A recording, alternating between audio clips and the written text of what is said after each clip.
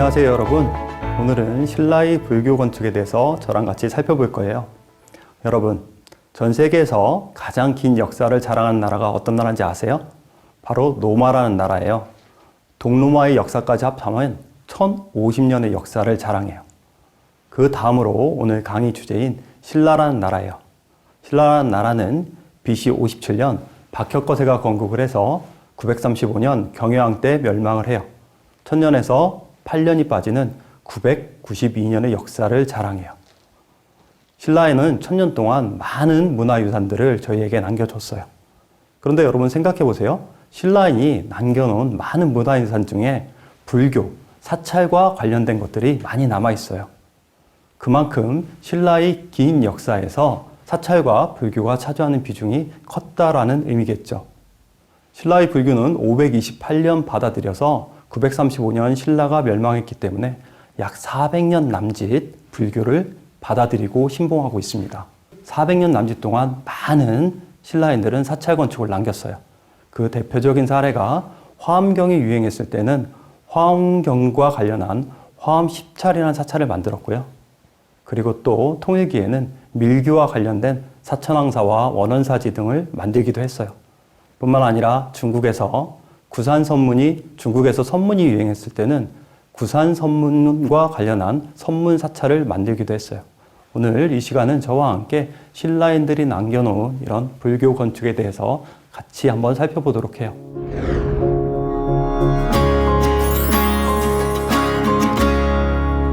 불교 건축을 만들기 위해서는 뭐가 있어야 되죠? 당연히 불교를 받아들여야 되겠죠. 불교는 고구려, 백제, 신라 중에서 어떤 나라가 가장 먼저 받아들였을까요? 그건 당연히 여러분 잘 알다시피 바로 고구려라는 나라가 불교를 가장 먼저 받아들여요. 고구려는 372년 소수리망 때 불교를 받아들이죠. 불교를 받아들이면 다음에 뭘 해야 될까요? 당연히 사찰을 져야 되죠.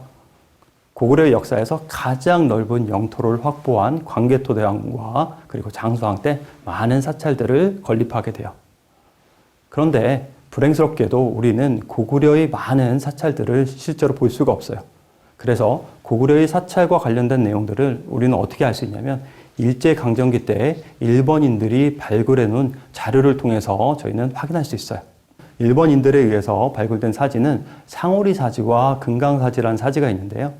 이 사지들을 보면 상오리 사지는 중앙의 탑을 중심으로 왼쪽과 오른쪽에 이렇게 두 개의 금당을 놓는 1탑, 2금당 가람배치라고 이야기를 해요. 이거와는 다르게 금강사지에는 하나의 탑을 중심으로 동서의 탑 금당을 놓고 뒤쪽에 금당을 놓는 1탑 상금당 배치라고 이야기를 해요. 여기서 고구려의 사찰 건축에서 가장 중요한 건 중앙에 탑을 놓는데 그 탑 형태가 팔각형을 띠고 있다는 점이에요. 이 점 반드시 여러분 기억해야 돼요. 자, 다음으로 백제로 한번 가볼까요? 백제는 고구려보다 불교를 12년 늦게 받아들였죠. 384년에 불교를 받아들이고 사찰을 바로 다음에 385년에 당시 수도인 한성에 사찰을 만들어요. 근데 한성은 여러분 잘 알다시피 어디죠? 지금 서울이죠. 그러다 보니까 도시개발이 일찍 이루어졌고 그래서 당시 백제인들이 초창기에 만들어놨던 사찰들은 남아있지 않아요. 실제로 백제인들이 만든 사지들은 바로 공주, 부여 쪽에 많이 남아있는데요. 공주에는 서열사라든지 대통사라든지 이런 사지 흔적들이 있고요. 여러분이 백제 사지 하면 가장 잘 아는 사지들은 바로 부여에 가면 많이 있죠. 부여 시가지에 가면 정림사지 5층 석탑이 있는 정림사라는 백제인의 사찰이 있습니다. 그 정림사지를 보면 가람배치 형태가 어떤 형태를 띠고 있냐면요. 중문을 통해서 들어가면 양쪽에 연못이 있고요. 연못을 통해서 들어가면 가운데 5층으로 된 아주 늘씬한 백제인들이 만들어 놓은 석탑이 있고요. 석탑 뒤쪽으로 금당과 강당을 가지고 있는, 여기서 중요한 포인트는 백제인들은 대체로 하나의 탑과 하나의 금당을 가지고 만든다는 점이죠. 그래서 백제 사찰 가람배치의 특징을 1탑 1금당 형식이라고 우리는 이야기할 수 있어요. 여러분, 백제하면 빼놓을 수 없는 사지가 하나 있죠. 그 사지가 여러분 너무나 잘 알고 있는 바로 익산 미륵사지예요. 미륵사지 하면 우리가 미륵사지를 기억하는 이유는 누구 때문에 기억하죠? 무왕과 바로 선화공주라는, 너무나 잘 알고 있는 무왕과 선화공주의 러브스토리를 알고 계시죠? 이 무왕과 선화공주의 러브스토리는 최근에 익산 미륵사지에서 발견된 자료에 의해서 약간은 이제 수정을 해야 될 필요가 있어요. 일제강점기 때 일본인들이 익산 미륵사지에 있는 석탑을 시멘트를 발라서 이렇게 수리를 해놨는데, 그 시멘트를 발라서 수리를 해놓은 석탑이 지금 보기에는 너무 여러 가지 문제점이 발생을 했어요. 그래서 우리나라에서는 1988년부터 2018년까지 약 20년 동안 익산 미륵사지 석탑을 해체 수리해요.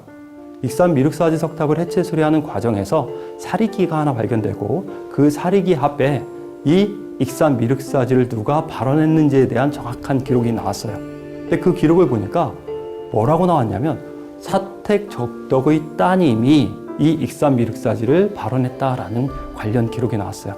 무슨 얘기냐면, 무왕의 왕비가 여러분 잘 알고 계시는 선화공주가 아니라 당시 백제의 유력한 가문이었던 사택적덕 가문의 딸이고 누왕의 왕비가 되는 사람이고요. 그리고 그 사택적덕의 따님이 익산 미륵사지를 만드는데 엄청나게 많은 발언을 하고 재산을 희사한 사람이라는 뜻이에요. 자, 우리가 익산 미륵사지 하면 중요하게 생각해야 될 것들은 기존에 백제에서 가지고 있던 하나의 탑과 하나의 금당을 가지고 있던 이 형식에서 이제 탑이 많아져요.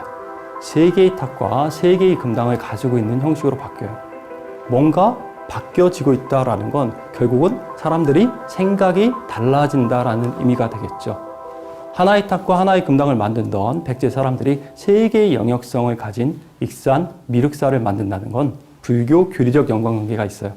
미륵사라는 이름에서 알 수 있듯이 미륵을 표방하기 위해서 이 익산 미륵사지를 만들어요.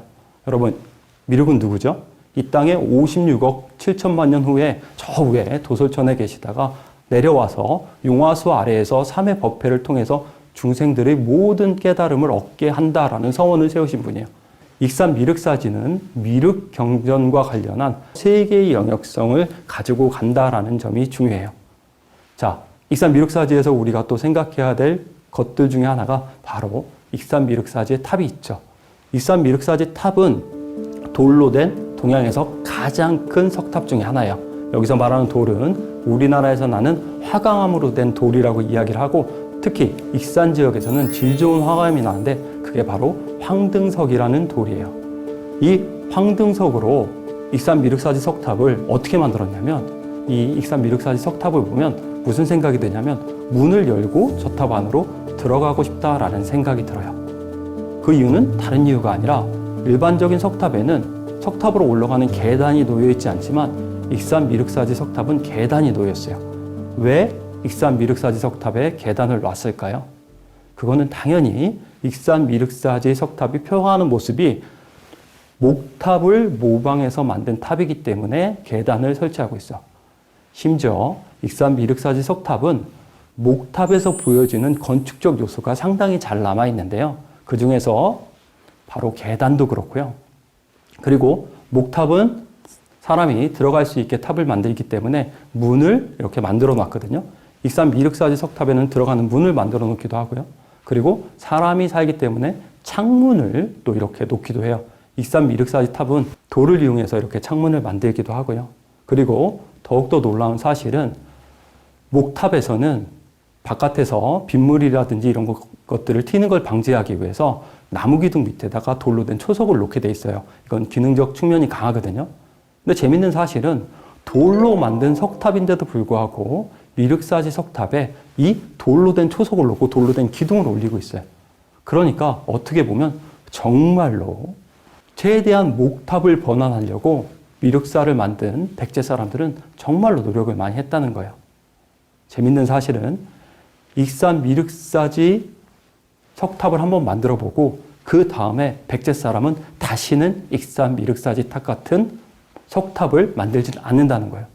큰 돌을 이용해서 이렇게 뭉텅거려서 만든 게 아니라 기둥 따로, 초석 따로 이렇게 많은 부재들을 통해서 만들어냈기 때문에 그만큼 만들기가 어려운 탑이었죠.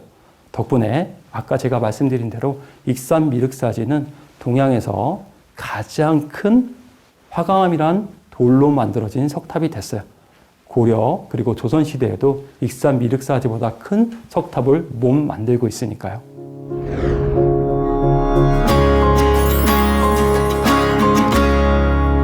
다음은 이제 신라로 넘어와 봅시다. 신라는 다른 백제, 고구려보다 불교가 좀 늦게 전파가 되죠. 신라의 불교 공인은 528년이기 때문에 다른 나라보다 약 100년 이상 이렇게 불교를 늦게 전래돼요. 불교를 조금 늦게 공인을 해요. 근데 중요한 거는 신라가 왕실에서는 528년 불교를 공인했기 때문에 조금 늦게 불교를 공인했을지 모르지만 백제와 고구려에 이미 불교가 들어왔기 때문에 신라의 국경 지역에서는 꽤 많은 불교 흔적들이 확인이 돼요. 그중 가장 대표적인 곳이 선산 도리사라는 곳이에요. 옛날 지명도 선산이었고 지금도 선산이라는 곳에 가면 당시 고구려의 승려가 와서 머물렀다는 모래내가라는 집이 있고요. 그리고 더욱더 재밌는 사실은 모래내가에서 고구려의 승려가 와서 머물렀다는 기록, 그리고 당시 율과 경을 강의했다라는 관련 기록이 있을 정도로 상당히 불법을 이렇게 크게 전파를 했어요. 어찌됐든 간에 신라는 공식적으로 528년 불교를 받아들이죠. 신라의 528년 불교 전래 이후에 엄청나게 많은 신라는 사찰들을 만들어내요. 백제의 미륵사지라고 이야기를 하면 신라는 당연히 황룡사가 있겠죠. 경주 시내 한복판에 있는 무려 평수가 12,000평이 넘는 대규모 사찰이었어요.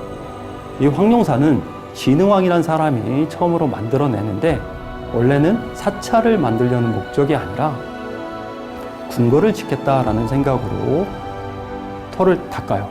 그런데 신라는 진흥왕 이전에 수도를 한 번도 옮긴 적이 없기 때문에 꽤 넓은 동네지만 아주 오랜 시간 동안 사람이 많이 살았어요. 그래서 넓은 공터를 얻기가 좀 어려워서 넓은 공터를 이렇게 좀 찾던 와중에 아마도 황룡사지가 있었던 지역이 어떤 지역이냐면 신라의 지역에서는 이렇게 사방이 다 물로 이루어져 있기 때문에 그 지역이 사방에서 천이 좀 범람을 해서 약간 유지에 가까운 지역이었고 농경지로 활용되었던 지역이에요. 그러다 보니까 그곳에 대규모 토목 사업을 통해서 궁궐을 지으려니까 사람들이 엄청나게 많이 투입되게 되었고 그러다 보면 자연스럽게 공사를 하다 보면 신라 사람들은 좋아할까요? 안 좋아할까요? 만약에 거기에 신라 사람들이 좋아하는 운동시설이라든지 아니면 극장 같은 걸 줘줬으면 좋아할 수 있겠지만 실제로 왕성을 짓는 건 결국은 진흥왕 혼자 좋다는 얘기가 되겠죠. 그래서 신라 사람들이 상당히 많이 원성을 사게 되고 그래서 진흥왕이 고민에 빠지게 돼요. 과연 끝까지 궁궐을 져야 될 건지 아니면 뭔가 다른 방법이 없을까라고 고민을 하게 되는데요. 그 고민하는 와중에 아마 사찰로 전환하는 게 좀 어떻겠느냐라는 의견을 받아들여서 야, 그러면 사찰로 우리가 좀 이 공간을 탈바꿈해야 되겠다라고 생각을 해요. 근데 여기서 중요한 포인트는 그 문제를 좀 극복하기 위해서 여기서 하나 재밌는 사실을 추가하죠. 그게 바로 여러분 너무나 잘 알고 있는 황룡이 나타나서 궁궐을 사찰로 바꿨다라고 이야기를 하고 그에 따라서 제목을 황룡사라고 이야기를 하는 거예요. 자, 그러면 황룡사에는 실제로 진흥왕이 공사를 했던 왕실터가 있을까요? 없을까요? 최근 경주에서 발굴 자료를 통해서 정말로 진흥왕이 왕실을 굽기 위한 대규모 토목 사업을 벌였다는 절터의 흔적이 확인됐어요. 자, 황룡사 하면 또 우리가 생각해야 될 게 뭐가 있냐면 황룡사의 대표적인 특징은 당연히 황룡사도 중앙에 있는 9층 목탑이죠. 9층 목탑을 어느 때 세웠는지는 잘 알고 계실 거예요. 바로 선덕여왕 때 황룡사 9층 목탑을 세우게 되죠. 황룡사 9층 목탑은 선덕여왕이 세우고 싶어 세운 게 아니라 자장 스님이라는 사람의 건의를 받아서 황룡사의 9층 목탑을 세우게 됩니다. 이거와 관련한 아주 유명한 스토리가 있죠. 자장 스님이 중국으로 유학을 갔는데요. 어느 날 태화지라는 못을 이렇게 거니고 있을 때 한 신인이 나타나서 자장 스님에게 이야기를 합니다. 스님은 무슨 걱정을 가지고 있냐라고 이야기를 하니까요. 태화지에서 나타난 신인의 말을 듣고 자장 스님이 저희 신라가 너무 주변에 있는 나라들한테 괴롭힘을 많이 당해서 걱정입니다 라고 이야기를 해요. 그 얘기를 듣고 신이 말하기를 너희 나라에 돌아가서 큰 탑을 좀 하나 만들면 주변에 있는 9개 나라가 복속할 거라고 이야기를 해요. 근데 재밌는 사실은 이 자장의 건의로 만들어지는 이 황룡사 9층 목탑의 주변에 9개 나라에 어떤 나라가 있냐면 고구려, 백제를 포함해서 심지어 바다 건너 탐나라는 나라까지 신라를 하찮게 보고 있다는 거예요. 당시 신라가 얼마만큼 주변의 나라에게 많은 괴롭힘을 당했는지 알 수 있는 대목이지요. 어찌됐든 간에 자장이 당나라에서 귀국을 하고 돌아와서 선덕여왕에 건의를 해요. 황룡사라는 곳에 9층 목탑을 만들면 주변에 9개 나라가 복속한다라고 이야기를 해요. 그 말을 듣고 당연히 선덕여왕은 그러면 당연히 탑을 져야지라고 이야기를 하고 탑을 짓게 되는데 문제는 황룡사라는 사찰이 너무 크기 때문에 그리고 9층 목탑을 한 번도 신라에서는 만들어 본 적이 없어요. 그래서 회의를 통해서 왕이셔, 신라 사람들은 9층 목탑을 실제로 지을 수가 없습니다. 이웃나라 백제의 장인을 좀 초빙을 해서 이렇게 지어야 된다라고 이야기를 해요. 그 말을 듣고 백제의 장인 아비지를 초빙해서 황룡사 탑을 만들기 위해서 노력을 하죠. 아비지가 백제에 와서 이제 황룡사 탑을 이렇게 만들면서 설계도도 그리고 여러 가지 작업을 하겠죠. 그리고 그 작업이 끝나서 실제로 황룡사 탑을 만들려고 하니까 과연 이 탑을 만들어서 우리나라가 망하게 해야 되는가를 고민을 하게 되는데요. 물론 역사적인 기록에 의하면 갑자기 신이 나타나서 황룡사 구축을 만들고 갔기 때문에 아비지가 이 황룡사 구축탑을 만들 수밖에 없다라고 이야기를 하지만 한편으로 생각해 보면 아비지의 정무적 감각이 정말 뛰어나지 않았나라는 생각이 들어요. 아마도 아비지는 백제가 멸망한다라는 사실을 알았기 때문에 신라에서 이렇게 황룡사 구축 목탑을 멋지게 만들어줬을 수도 있겠다라는 생각을 저는 하고 있는데 여러분 생각은 어떨지 잘 모르겠어요. 어찌됐든 간에 황룡사 구축 목탑은 실제로 정말로 큰 탑이에요. 그 높이가 얼마냐면 역사적 기록에 225자의 높이라고 이야기를 해요. 신라 사람들은 삼국통일 이전까지만 하더라도 고구려의 척을 받아들여서 고구려 척인 한자에 35cm 척도를 사용했어요. 그러니까 황룡사 9층 목탑을 만들 때는 무려 225자 곱하기 35cm를 하면 높이가 68m에서 80m의 대탑이 되는 거예요. 높이 68m에서 80m 대탑은 정말 엄청나게 높은 높이죠. 아파트 거의 30층 높이고요. 실제로 여러분 경주에 가보시면 경주 엑스포공원이 있고 엑스포공원에 황룡사 9층 목탑의 실제 높이에 맞는 라운지를 하나 만들어 놨거든요. 그 라운지에 가서 경주 보문단지 시내를 내려다보면 정말 경주 보문단지가 한눈에 다 들어올 정도로 정말 높은 곳에 위치하고 있어요. 자, 중요한 건 여기서 신라에서 9층 탑을 만든다라는 의미예요. 이 9층이라는 의미는 뭐냐면 우리가 실제로 탑은 여러분 잘 알다시피 3층으로 만드는 탑도 있고 5층, 7층, 9층 대부분 홀수의 탑을 만들어요. 특히 홀수의 층으로 만드는 이유는 다른 이유가 아니라 중국에서 인도에서 불교를 받아들였는데 이미 인도에서도 이렇게 홀수의 탑을 이용해서 탑을 만들었다라는 관련 경전 내용을 그대로 따르고 있고요. 이 각각의 층수 중에서 가장 중요한 건 바로 9층이라는 의미예요. 9층이라는 의미는 어떤 의미냐면 자장법사가 황룡사 9층 목탑을 만들 때 태화사 신인에게 들었듯이 주변에 9개 나라를 복속시켰다라는 의미, 바로 호국과 관련된 의미를 담고 있어요. 이후에 이 황룡사 9층 탑 이후에 고려시대에도 9층으로 된 석탑을 하나 만들게 되는데요. 그 석탑이 바로 제천에 있는 사자 빈신사지 석탑이라고 이야기를 해요. 발음 잘 하셔야 돼요. 사자 빈신사지 석탑입니다. 그러니까 이 사자 빈신사지 석탑은 거란족이 침입했을 때 현종이 만드는데요. 9층 탑을 만들면서 현종도 마찬가지로 거란족을 물리치겠다는 호국적 의미를 담고 있어요. 그러니까 결과론적으로는 3층, 5층 여러 가지 탑의 층수가 있지만 이 9층이라는 탑의 층수의 의미는 호국, 주변의 나라를 강력하게 우리가 무찌르고 지킬 수 있다는 호국적 의미를 담고 있어요.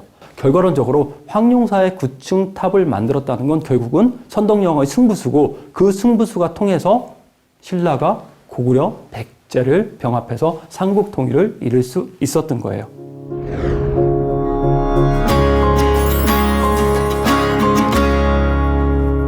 신라의 사찰 건축에서는 가장 중요한 인물이 삼국 통일을 전후한 시점에서 등장하는데 그 세 명의 인물 중에 하나가 바로 의상, 원효, 자장 이 세 명이에요. 왜 이 세 명의 인물들이 신라 건축, 사찰 건축에서 가장 중요할까요? 바로 대한민국의 대부분의 사찰들을 바로 의상, 원효, 자장 스님이 만들었다라고 우리는 알고 있어요. 여러분 주변에 아주 가까운 사찰에 가보셔도 대부분 우리 사찰은 의상 스님이 만들었어요. 우리 사찰은 원효 스님이 만들었어요. 라고 이야기를 하죠. 그만큼 신라의 사찰 건축을 전국적으로 확산시키는데 가장 중요한 역할을 한 분이 바로 이 의상, 원효, 자장 스님이에요. 이 세 분들이 만들어 놓은 대표적인 사찰 몇 가지만 좀 살펴보도록 할게요. 첫 번째 원효 스님에 대한 얘기들을 좀 한번 해볼게요. 원효 스님은 잘 알고 계시죠? 문제를 하나 내볼까요? 원효 스님의 아들 이름이 설총이에요. 그러면 원효 스님은 성이 뭘까요? 대부분 원효 스님이 설씨라는 걸 잘 몰라요. 분명히 아들이 설총인데도 불구하고요. 어찌됐든 간에 원효 스님은 신라의 당시까지 대부분의 스님들은 왕실 출신이었고 귀족 출신이었던 데 반해서 계급이 좀 낮았을 가능성이 높아요. 그리고 신라 왕경 출신도 아니고 경산이라는 곳에서 태어났어요. 그러나 이 원효 스님은 정말로 우리나라 역사에 가장 많은 불교 경전을 남겼고 대승기신론이라든지 이런 경전들은 우리나라보다 중국에서부터 더 알아줄 정도로 어마어마하게 많은 경전을 남기신 대표적인 스님이죠. 원효 스님은 신라 불교 대중화에 공헌하신 분이고 그리고 황룡사 앞에 분황사라는 곳에서 활동을 하셨어요. 분황사는 또 하나 재밌는 탑이 하나 전해지는데 돌로 벽돌을 쌓듯이 만든 분황사 모전석탑이라는 탑이 전해져요. 이 탑 역시 구층탑이에요. 선덕여왕은 황룡사에서도 구층탑을 만들고 분황사에서도 구층탑을 만들었어요. 그러니까 정말 선덕여왕은 삼국통일을 이루고 싶겠다라는 강한 꿈이 있었나 봐요. 원효 스님이 분황사에서 활동을 하고 그리고 전국에 도처에 다니면서 많은 사찰들을 만들고 있어서 그 사찰과 관련해서는 원효 스님의 업적이 상당히 중요하고요. 다음으로는 자장 스님입니다. 자장 스님은 아까 이야기한 대로 중국에서부터 우리나라에 들어올 때 부처님의 진신사리를 모시고 와요. 그리고 우리나라에 들어와서 세 군데의 부처님 진신사리를 보관하는데요. 그 중에 하나가 아까 말씀드린 황룡사 구층복탑이고 또 하나가 우리 불보종찰로 알려진 양산 통도사예요. 그리고 하나가 바로 울산에 있는 태화사지 탑에 넣었다라는 관련 기록이 전해지고 있지만 현재 태화사지는 흔적이 남아있지 않아요. 그리고 황룡사 구층목탑도 몽골한테 다 불타버렸기 때문에 실제로 자장 스님께서 남겨주신 유일한 사리는 양산 통도사에만 있어요. 자, 다음으로 의상 스님을 좀 살펴보도록 할게요. 의상은 원효 대사와 함께 중국 유학을 통해서 당시 큰 깨달음을 얻고 국내에 돌아온 스님이에요. 의상과 관련해서는 화엄학의 대가였고 그리고 의상 스님이 전국 도처에 만든 10개의 화엄 사찰을 우리는 화엄 10차리라고 이야기를 해요.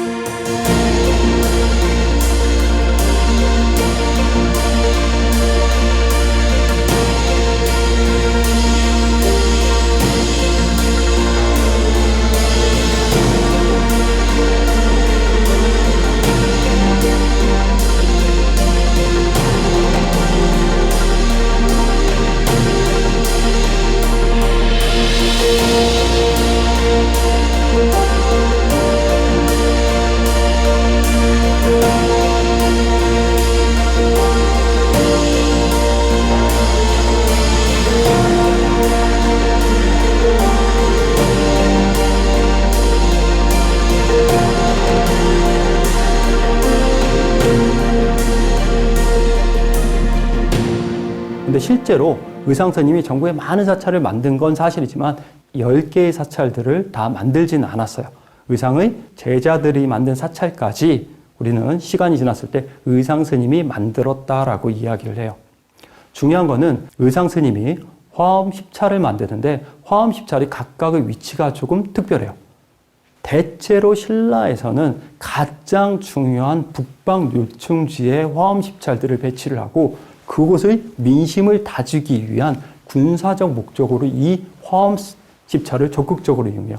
그 중에서 가장 중요한 역할을 했던 것이 바로 화엄 사찰의 본산에 해당되는 부석사 태백산 일대에 당시 고구려와 상당히 국경지방에 있었기 때문에 많은 충돌이 있었는데 의상 스님이 부석사를 창건하면서 북쪽의 방어 벨트로 활용을 하게 돼요. 그래서 실제로는 화엄경과 관련해서 가장 중요한 사찰 10개를 화엄 10찰이라고 이야기를 하지만 화엄 10찰에는 반드시 어떤 의미가 담겨져 있느냐? 신라의 군사적 의미가 담겨져 있다라는 생각들을 좀 해보실 필요가 있고요. 그렇다면 과연 화엄 10찰의 가람배치 형태들은 어땠을까요? 우리가 신라의 가람배치에 대해서 이야기할 때는 신라 왕경에서는 전형적인 가람배치가 만들어져요. 그러면 여기서 신라 왕경에 있는 전형적인 가람배치 한 두 곳만 좀 살펴보고 가도록 할게요. 자, 삼국통일을 기점으로 신라에서는 대부분 이렇게 평지가람의 사찰을 만들다가 구릉지에다 사찰을 처음으로 만들게 되는데 그 사찰이 사천왕사지라는 사찰이에요. 딱 사천왕 이렇게 이름을 들어보시면 아시겠지만 실제로 호국적인 사찰이고 이 사천왕사지에서 가장 중요한 건 중앙에 양쪽으로 쌍탑을 만든다는 거예요. 쌍탑의 종류가 뭐냐면 바로 나무로 만든 목탑이에요. 신라에서도 신라의 전형적인 가람배치 형태라고 이야기할 땐 우리는 뭐라고 이야기를 하냐면 하나의 금당에 탑을 2개 놓는다 해서 쌍탑 1금당식이라고 이야기를 해요. 그러면 대부분 신라의 쌍탑들은 경주 시가지에서 만들어지고 그리고 쌍탑을 만드는 사찰, 특히 경주의 낭산을 중심으로 사천왕사지 그리고 앞에 망덕사지 그리고 난 다음에 망덕사지 옆쪽으로 사천왕사지와 중간 정도에 보문리사지라는 사지가 있는데 이곳 세 곳이 신라의 대표적인 쌍탑 가람 사찰이고 다 목탑으로 만들어요.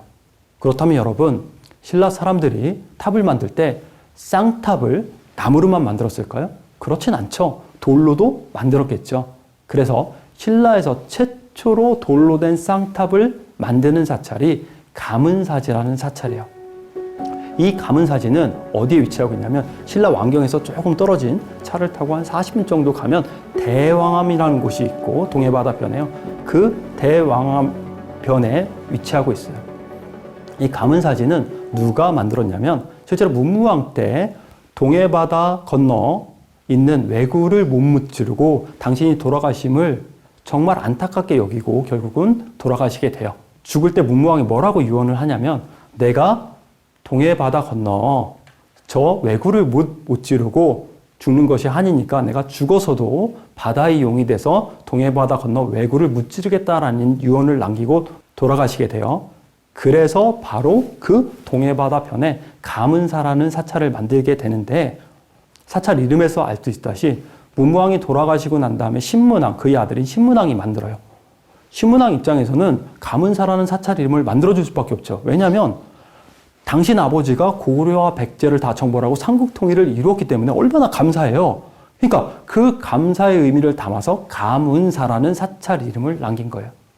여기서 재밌는 사실은 가문사 앞에 쌍탑을 만드는데 신라에서 가장 큰 쌍탑이에요. 이 쌍탑을 몇 장의 돌을 이용해서 만드냐면 약 82장의 돌을 이용해서 쌍탑을 높이 13m의 탑을 만들어내요. 실제로 가문사지에 가보면 큰 탑 2기가 있고요. 그 탑 맨 꼭대기에 이렇게 뾰족한 철탑 같은 게 있거든요. 그 철탑의 높이가 무려 얼마냐면 3.9m예요. 제가 예전에 경주에서 여러 가지 활동을 하다 보니까 그 가문사지 탑 철탑 위에 올라갔던 적이 있거든요. 근데 그 철탑은 우리가 지금 밑에서 바라보면 되게 뾰족해 보이고 되게 불안해 보이지만 실제로 그 탑 위에 올라가서 그 가문사지 상륜부에 있는 찰주를 만져보면 정말로 편안하다는 느낌, 단단하다는 느낌이 들어요. 그만큼 크게 그리고 규모가 있게 만들었지만 가문사지 탑이 높기 때문에 상대적으로 좀 왜소해 보이는 것 뿐이에요. 가문사지를 만든 돌이 개수는 82장이라고 제가 말씀을 드렸어요. 신라는 시간이 지나면서 계속 탑을 만들어 가는데 석탑을 만드는 순서는 어떻게 가냐면 82장의 숫자가 점점 줄어서 어떤 때는 30장이 되고 어떤 때는 20장 초반까지 만들어 가요. 많은 부재를 이용해서 처음 만들었다라는 석탑의 기본적인 원리는 백제의 익산 미륵사지와 동일하고 신라 사람들도 신라 가문사지에서 많은 부재를 이용해서 석탑을 쌍탑으로 쫙 만들어 본 거예요. 그랬더니 생각보다 돈이 너무 많이 들고 너무 힘든 거예요. 그래서 더 이상 이렇게 가문사처럼 큰 쌍탑을 만들어내지 않고 점점 규모가 작은 쌍탑을 만들어내게 돼요. 자, 그래서 여기서 중요한 포인트는 뭐냐면 우리가 신라의 전형적인 가람배치라고 이야기할 때는 탑을 2개 놓고 하나의 금당을 놓는다라고 이야기를 했을 때 쌍탑 1금당 형식이라는 거예요. 고려와 백제와는 조금 다른 모습이죠. 자, 다시 의상의 화엄십찰로 한번 돌아가 보겠어요. 의상의 화엄십찰의 가람배치 형태에서 가장 큰 특징은 뭐냐면 이렇게 신라의 전형적인 쌍탑 가람의 형식이 깨지고 사찰들이 대부분 다 아까 말씀드린 대로 산에 위치하고 있기 때문에 사찰의 전형적인 모습이 깨져요. 심지어 부속사에 가보면 여러분 부속사 무량수전 앞에 가서 서보면 탑이 있던가요? 탑이 없어요. 그만큼 전형적인 형식들이 깨지고 그리고 뭔가 중문, 금당, 탑으로 가는 이런 가람배치 체계보다는 불교 경전과 관련해서 많은 사람들을 수용할 수 있는 공간들을 확보하기 위해 노력해요. 그래서 부석사에 있는 무량수전도 정말 규모가 큰 건물이고 또 범어사에 있는 미륵전이라는 건물을 당시 의상스님이 만들었다라고 이야기를 하는데 범어사의 역사적인 기록에 보면 미륵전도 9층 이상의 대형 건물이었다라고 이야기를 해요. 뿐만 아니라 화엄사에 가도 정말로 화엄사의 큰 건물들이 많이 있죠. 그러면 어떤 사람은 저한테 이렇게 이야기를 할 거예요. 아니 화엄사에 가면 선생님 탑 많은데요. 그 탑 왜? 그거는 의상스님 때 만든 거 아니에요? 라고 이야기를 할 수 있어요. 정답은 정확하게 의상스님이 화엄십찰을 만들었을 때의 탑이 아니에요. 시기가 조금 지난 다음에 만든 탑이에요. 그러니까 결국은 무슨 얘기냐면 화엄십찰을 만듦으로써 신라의 전형적인 가람배치 형태가 깨지고 평지에서 만들던 가람배치가 산으로 가면서 대규모 한 3단에서 4단 정도의 축단을 만들기 시작하고 그리고 남북축을 중심으로 하는 전형적인 신라의 가람배치 형태가 깨져버려요. 동서축이 필요할 때는 동서축으로 가고 남북축을 또 유지할 때는 이렇게 자유스러운 가람배치 형태가 만들어지고 그리고 의상, 원효, 자장 이 세 스님에 의해서 전국적으로 신라의 사찰들이 확산이 돼요. 그 덕분에 우리가 알고 있는 대부분의 사찰은 누가 만들었다라고 이야기를 하냐면 원효, 의상, 자장 스님이 만들었다라고 우리가 알고 있는 거예요. 어찌됐든 간에 신라 불교 대중화에 노력했던 세 분은 의상, 원효, 자장 스님이라는 게 중요해요. 자, 그러면 마지막으로 신라 불교 건축에서 다시 부흥기를 맞는 구산 선문의 건축에 대해서 좀 살펴보도록 할게요.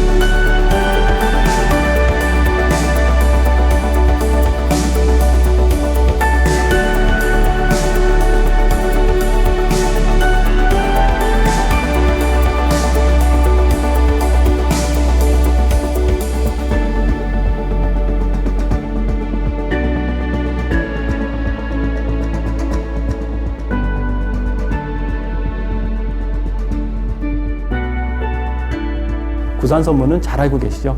중국에 선이라는 종교가 유행을 하고 그 종교를 통해서 우리나라의 많은 유학생들이 중국에 갔다가 다시 돌아오게 되죠. 우리가 앞쪽에서 이야기했던 화엄십찰을 통해서 신라의 전형적인 가람배치 형태가 좀 깨지고 전국적으로 확산된다라는 이야기를 했는데요. 화엄십찰 이후에 나온 구산선문에서 다시 전형적인 신라의 쌍탑 가람배치가 등장한다는 거예요. 왜 신라의 구산선문에서 다시 쌍탑 가람배치를 부활시켰는지는 정확하게 알 수 없지만 신라가 점점 후반으로 가면서 점점 기운을 잃고 있는 신라를 조금 더 당시 통일신라 시대 때 쌍탑가람을 만들 때가 신라가 가장 전성기 시대였거든요. 그러니까 좀 돌이켜보려는 생각을 어느 정도 하면서 쌍탑가람을 좀 만들었을 수도 있겠다라는 생각이 들기도 해요. 어찌됐든 간에 우리가 실상사에 가보면 실상사를 딱 들어가 보면 쌍탑이 있고요. 쌍탑 중간에 석등을 가지고 있습니다. 석등 뒤쪽에 당시 사용했던 거대한 금당지가 있는데 금당지가 무려 몇 평이냐면 80평이 넘는 규모예요. 그러니까 엄청나게 큰 금당을 만들어 놓고 그 앞쪽에 전형적인 신라의 쌍탑가람을 배치하고 있고 그리고 난 다음에 중앙에 석등을 놓은 거죠. 여기서 중요한 거는 실상사에 있는 석등이 상당히 중요한 석등이에요. 왜냐하면 여러분들 각 사찰에 가보시면 석등을 많이 보셨겠지만 그 석등 중에서 계단을 가지고 있는 전국의 유일무이한 석등이 바로 실상사 석등이에요. 실상사의 석등은 고북정 석등이라고 해서 석등 자체가 크고 좁고 화려하기도 하지만 계단이 있다는 게 특징적이고요. 또 실상사 쌍탑은 전형적인 통일신라 시대 말기의 쌍탑이면서 탑이 원형의 모습을 그대로 유지하고 있다는 사실이에요. 그래서 나중에 우리가 경주에 있는 석가탑의 상륜보에 좀 문제가 생겨서 보수하게 되는데 그 석가탑을 실상사에 있는 쌍탑의 상륜보를 보고 조금 이렇게 모방을 하게 되는 결정적인 계기가 되기도 해요. 우리가 실상사에서 또 하나 빼놓을 수 없는 게 바로 실상사에 있는 철불이에요. 철불. 철불은 실제로 어떤 재료냐면 여러분 잘 아시다시피 철이 단단하기 때문에 쉽게 불상을 만들기가 어려워요. 철은 잘 깨지는 성질을 가지고 있지 잘 늘어나는 성질이 아니에요. 그래서 대부분 신라에서 불상을 만들 때는 합금을 이용해서 청동이라든지 이런 재질로 만들어요. 근데 9세기 선문의 개창과 함께 철로 된 부처님을 만들게 돼요. 근데 그 철불이 대부분 어떤 손 모양을 하고 있냐면 비로자나불이 손 모양을 하고 있어요. 비로자나불은 화엄경의 주주이고 선문과 비로자나불의 관계는 아주 밀접한 관계가 있어요. 어찌됐든 간에 이제 구산선문을 최초로 개창한 실상사는 쌍탑을 가지고 간다는 거, 그리고 중앙에 석등, 그리고 뒤쪽으로 아주 큰 금당을 가지고 간다라는 이 내용이 중요하고요. 여기서 중요한 포인트 하나는 선문을 개창한 해철 스님부터 시작해서 여러 선사들의 영역을 별도로 만든다는 거죠. 이거는 정말 파격적인 거예요. 왜냐하면 신라 사찰에서는 가장 중요한 건 이전까지만 하더라도 부처님의 영역이 가장 중요했거든요. 그런데 본격적으로 선문이 들어오면서 선문을 받아들였던 초조들이 중요해지고 그 초조들을 위한 공간을 별도로 사찰에 만든다라고 이야기를 해요. 그리고 그 최초의 사례가 바로 실상사에서 이루어지고요. 자, 다음 선문은 바로 가지산 보림사예요. 보림사도 두 번째로 만들어진 선문이고 최징이라는 스님이 개척을 한 사찰이죠. 중국에도 보림사가 있고 그리고 인도에도 가지산 보림사가 있어요. 그래서 가지산 보림사를 이야기할 때는 우리가 3대 보림사 중에 하나라고 이야기를 해요. 보림사를 들어가 보면 일주문이 있고 일주문을 통해서 넘어가면 천왕문이 있어요. 그 천왕문에는 우리나라에서 가장 오래된 사천왕상이 보관되어 있고 기본적인 가람 배치 형태는 우리가 실상사에서 봤던 형태와 똑같습니다. 쌍탑이 있고요. 쌍탑을 중심으로 중앙에 석등을 놓고 그리고 석등 뒤에 비로자나불을 놓고 있어요. 그런데 실상사에서는 실제로 비로자나불이 어떤 손 모양을 했는지 정확하게 알 수가 없어요. 왜냐하면 실상사에 있는 비로자나불 철불은 손이 이렇게 손상이 돼서 그 손 모양을 정확하게 알 수 없지만 보림사에 있는 철불, 비로자나불은 정확하게 수인을 이렇게 직원일을 하고 있어서 비로자나불이라는 사실을 우리는 명확하게 알 수 있어요. 비로자나불은 실제로 신라에서는 가장 중요한 부처님 중에 한 분이었고 화엄경의 교주라는 사실은 잘 알고 있죠. 이 보림사 역시 마찬가지로 각각 보림사 별도의 영역을 쌍탑을 놓고 별도의 영역을 두고 넓은 공간에 그리고 지금 그 쌍탑에서 앞쪽을 보면 2층으로 된 큰 건물이 있는데 이 건물도 마찬가지로 당시 신라 시대 때 만들어졌을 건물일 가능성이 커요. 신라 사람들은 불교를 400년밖에 믿지 않았지만 각각의 시대에 따라서 화엄이 유행했을 때는 화엄경과 관련된 사찰을 만들고 선문이 유행했을 때는 선문과 관련된 각각의 사찰을 만들어내고 또 건축으로 어떻게 표현해야 될까 하는 많은 고민들을 했을 거예요. 이처럼 신라인들은 정말로 유연한 사고방식을 가졌고 그리고 어떠한 나라보다 열렬하게 불교를 믿고 칭송했기 때문에 이런 유연한 변화가 가능했던 거라고 저는 생각합니다. 우리 불교 건축의 역사에서 가장 중요한 신라 건축에 대해서 오늘 다뤄봤는데요. 이상으로 강의를 마치도록 할게요. 감사합니다.